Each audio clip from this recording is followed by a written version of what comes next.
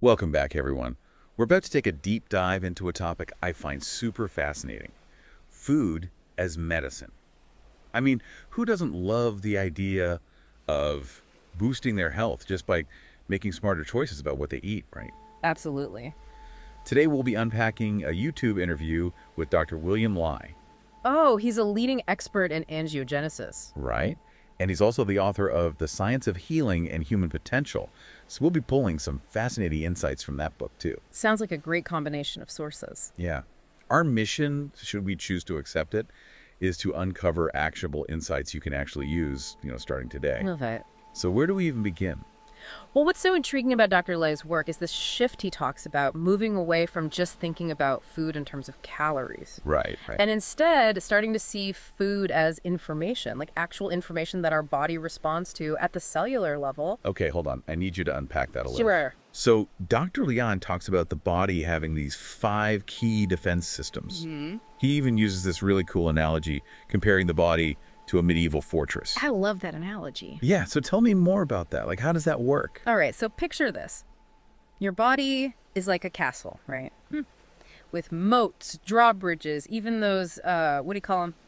Those murder holes. Oh, yeah, the ones where they drop boulders on invaders. Exactly. So the first line of defense, that's angiogenesis. Okay. Angiogenesis is your body's ability to grow new blood vessels. It's vital for healing, for growth. Yeah. But it needs to be tightly controlled because if angiogenesis runs wild, it can actually feed unwanted invaders like cancer cells. So it's like our bodies are constantly battling these microscopic cancers, and angiogenesis is the battlefield. Wow, that's a powerful way to put it. Is that right? Yeah, absolutely. Okay, so moving on to the second line of defense, stem cells. Stems. Think of them as the body's internal regeneration team. They're like a construction crew, constantly working to repair and renew your organs, just like they'd be renovating parts of that castle. Okay, I'm starting to see my body in a whole new light now. And then there's this bustling community we call the gut microbiome. The gut microbiome. We hear a lot about that these days. Right, for good reason. I mean, we're talking about trillions of bacteria living in our gut. Yeah. And they're not just passive residents either. Oh, really? They have a job to do. Oh, yeah.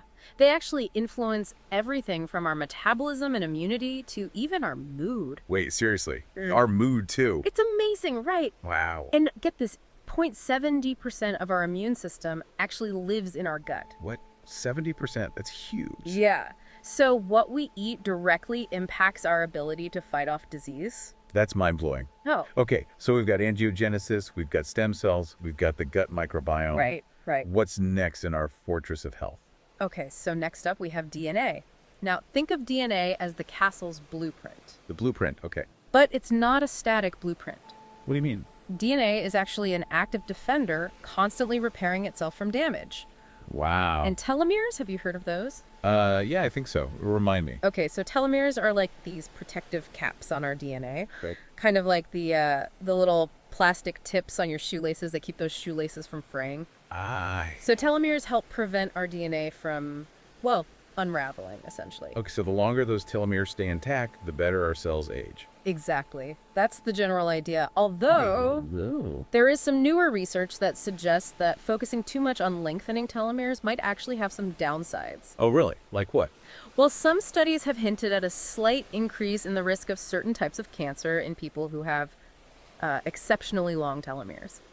Interesting. Yeah, it's definitely a complex area that scientists are still figuring out. It seems like with health, there's always more to learn, right? Always. Okay, so we've covered 4 defense systems. Yeah. What's the final piece of our fortress of health? That would be our immune system. Of course. Our army of specialized soldiers, fighting off invaders from the outside world. Bacteria, viruses. Yeah. As well as internal threats like cancer cells. It's incredible to think that all these systems are working together to keep us healthy. 247. It's a remarkable system, for sure. But knowing this, makes you wonder, how can we help these systems do their jobs even better? Like, what does it really mean to use food as medicine? Well, that's where Dr. Lai's work gets really exciting, I think. Yeah. He emphasizes that food isn't just about calories, right? Oh, great. It's about providing information, like I was saying earlier, Yeah. information that our body responds to on a cellular level. It's kind of a radical idea when you think about it. It is. So what are some of the foods that provide this good information? Like, what are the heroes in our food arsenal? Okay, let's start with the delicious one, dark chocolate. Okay, now you're speaking my language. There's this fascinating study with, I think it was 60-year-old men with heart disease. And they found that just 2 cups of hot chocolate made with 80% dark chocolate actually doubled their circulating stem cells. Whoa, really? Yeah.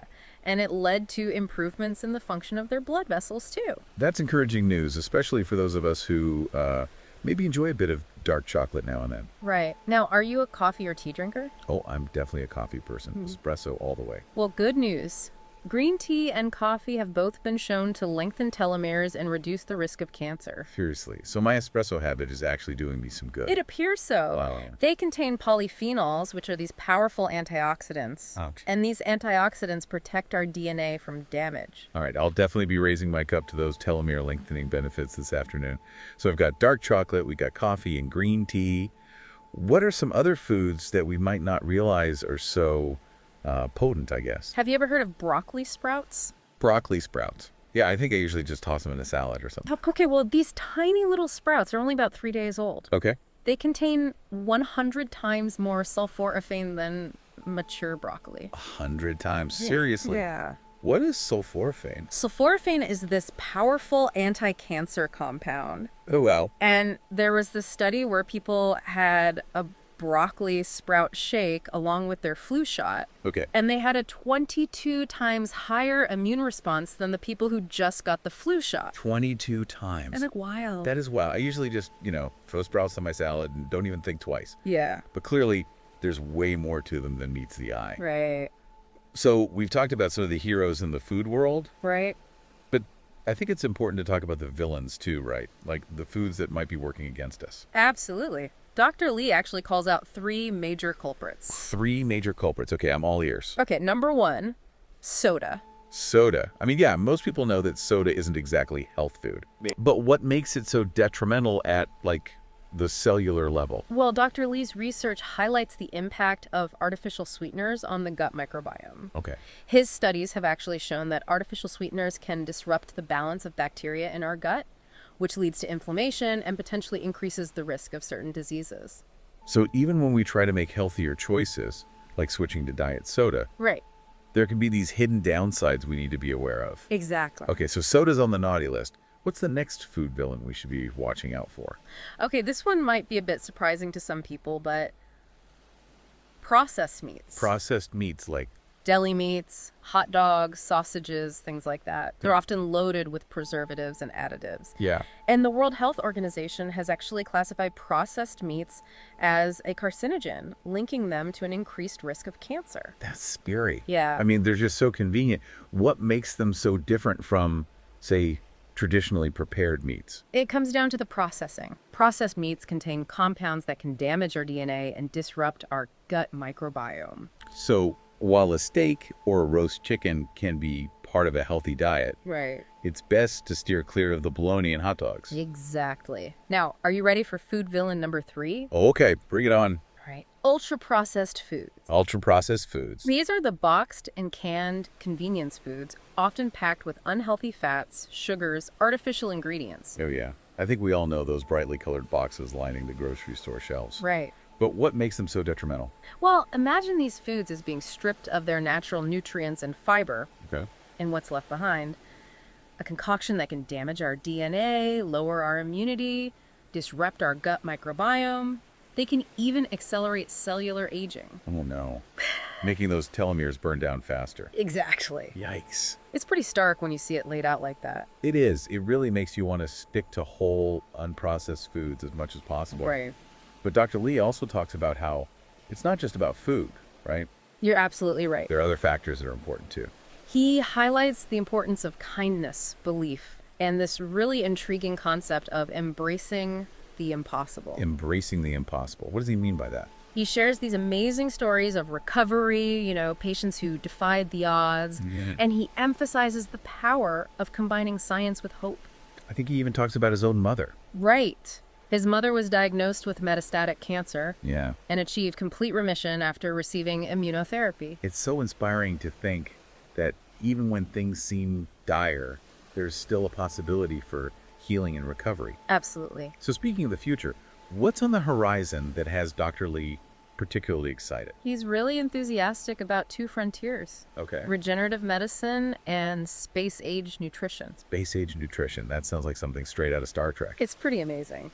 Okay, what is space age nutrition? So Dr. Lee is actually working on developing food for astronauts to combat the unique challenges they face in space. Like exposure to radiation, the effects of microgravity. Yeah, those are some pretty extreme conditions. They are. And Dr. Lai believes that by figuring out how to optimize nutrition in those extreme environments, Yeah. that we can unlock incredible insights for improving health here on Earth, too. That's fascinating. And what about regenerative medicine? Imagine foods that could boost our natural regenerative abilities, Oh, yeah. helping us heal faster, maybe even reverse age-related decline. That sounds amazing. And the remarkable thing is we're already finding foods that show promise in this area. Like what? Barley, olive oil, even squid ink. Squid ink. Really? Yeah. They've all shown potential in protecting and enhancing stem cell function. Wow. You know that this deep dive has really opened my eyes to the power of food. It's not just about sustenance, it's about, Information. yes, It's about optimizing our health and unlocking our full potential. well said. I love that. And speaking of unlocking potential, how does Dr. Lai actually define greatness? He defines it as anything that's better than you thought. Anything that's better than you thought. It's not about some external standard. Okay. It's about exceeding your own expectations, embracing the possibilities beyond your current limitations. I love that definition. It's so empowering. It's like greatness is a personal journey, not a destination. Right. And it seems like a big part of that journey is about trusting the process of science. Exactly. He talks about it being like driving at night. You might not be able to see the entire path ahead, but you follow the headlights. The headlights of research. Yes. And you stay open to new discoveries. That's a perfect analogy. It really is. This deep dive has been so eye-opening. I feel like I've gained a whole new perspective on food and the incredible resilience of the human body. It's amazing what we're learning, right? And the best part is you have more power than you think to influence your own health. It starts with choosing foods that support your health defenses, cultivating a positive mindset, and embracing the possibilities that science keeps revealing. And don't forget those acts of kindness. They're good for us, too. Absolutely. So as we wrap up this first part of our deep dive, think about this. What's one small act of kindness you can do today to boost your own health and maybe make someone else's day a little better? I love that. And what's one food from today's exploration that you're inspired to try or maybe cut back on? Let us know. Share your reflections with us on social media using hashtag DeepDiveFoodRx. We love hearing from you. We do. All right, we'll be back soon with part 2 of our deep dive, where we'll explore some groundbreaking research on metabolism and uncover even more food secrets for optimal health. Stay tuned. Can't wait. It's amazing, isn't it, how much research is constantly coming out, Yeah, like all the time. challenging these old ideas we have about health. Yeah, like what? Give me an example. Okay, well, how about metabolism? Okay. For years, we thought it was pretty much set in stone. Like you're born with a fast metabolism or a slow metabolism, and that's it. That's right. But recent research has actually flipped that whole idea on its head. Oh, really? So what's the new thinking on metabolism? Well, there's this landmark study published in Science. Okay. They tracked the metabolism of like over 8,000 people, from babies to, older adults. Wow, that's a huge study. And what they found was metabolism doesn't just decline steadily as we age, like we used to think. Interesting. So it's not just this inevitable downhill slide as we get older. Nope, not at all. They actually identified 4 distinct phases of metabolism throughout our lives. 4 phases. Okay, I'm intrigued. Tell me more. Okay, so phase 1, that's from birth to 1 year old. And get this, our metabolism during that first year is incredibly high. Really? Like twice as high as when we're in our 20s. Wow, that's surprising.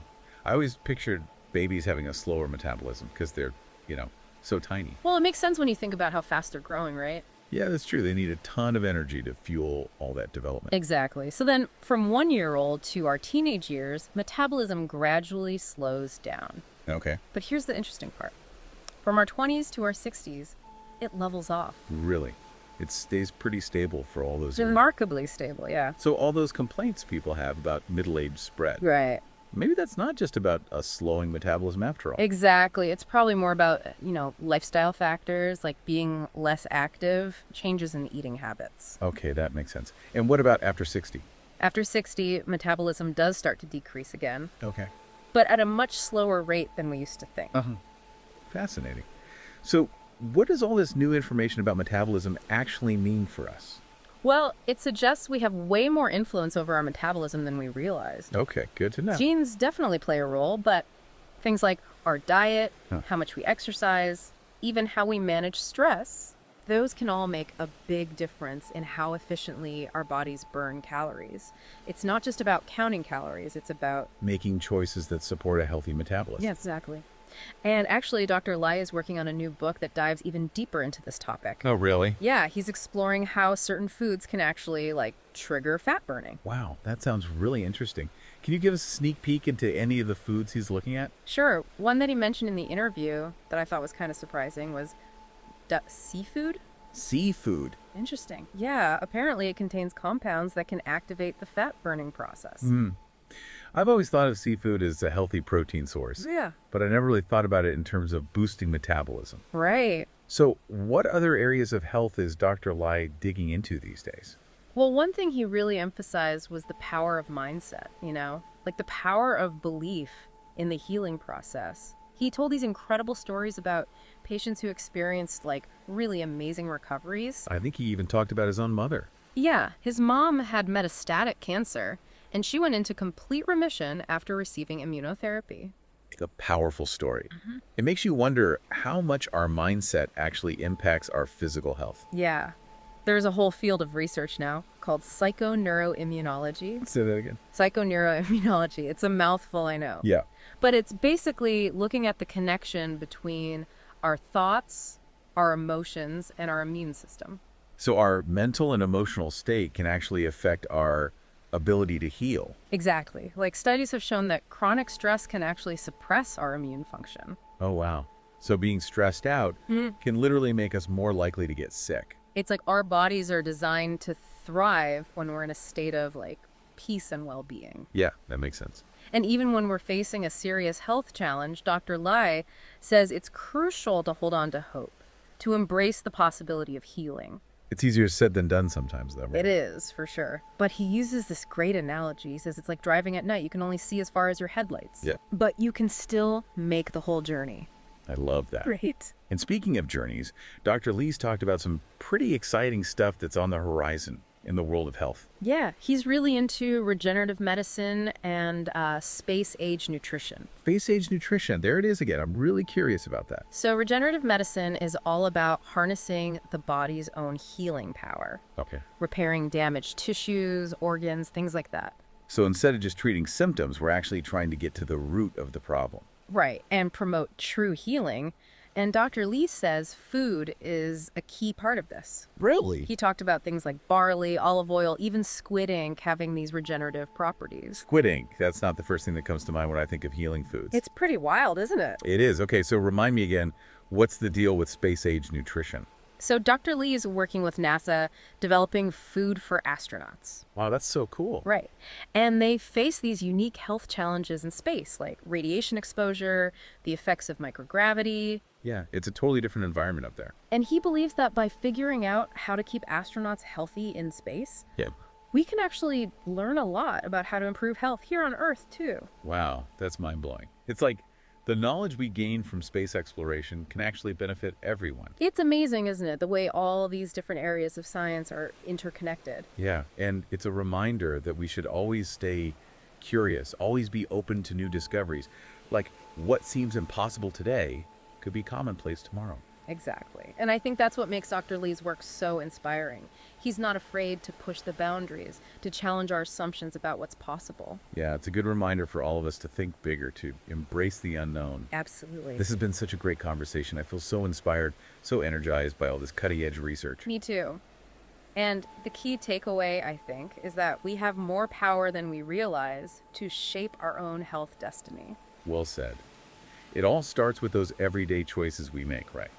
The foods we eat, our mindset, how we move our bodies. Exactly. And that's a message of hope and empowerment that I think we can all carry with us. Absolutely. Well, this has been a truly enlightening deep dive. I can't wait to see what the future holds for the world of food as medicine. Me neither. It's an exciting time to be alive, that's for sure. It's really incredible when you think about all this research, all these advancements in science.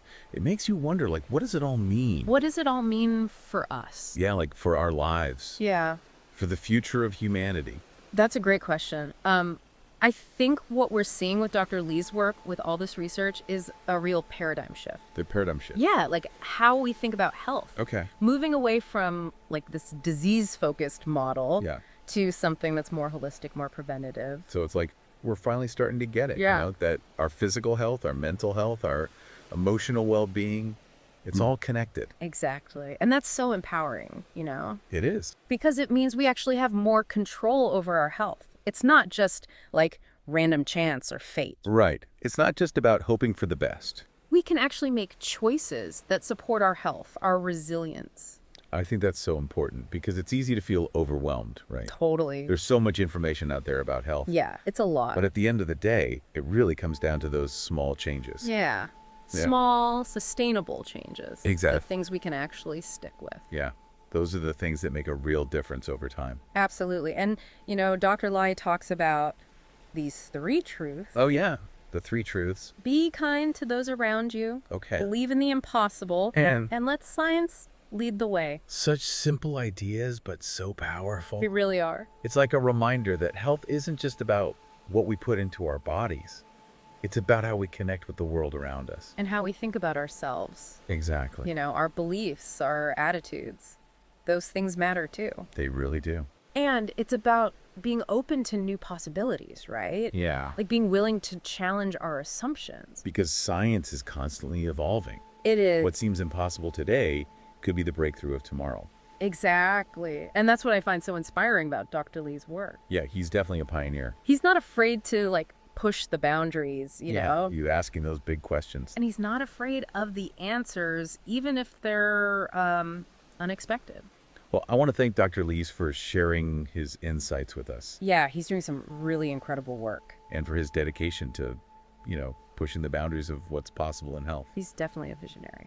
All right, so as we wrap up our deep dive into food as medicine, Yeah. I just want to say I feel so inspired. Me too. It's like a whole new world of possibilities has opened up. I hope our listeners feel that way too. Me too. Yeah.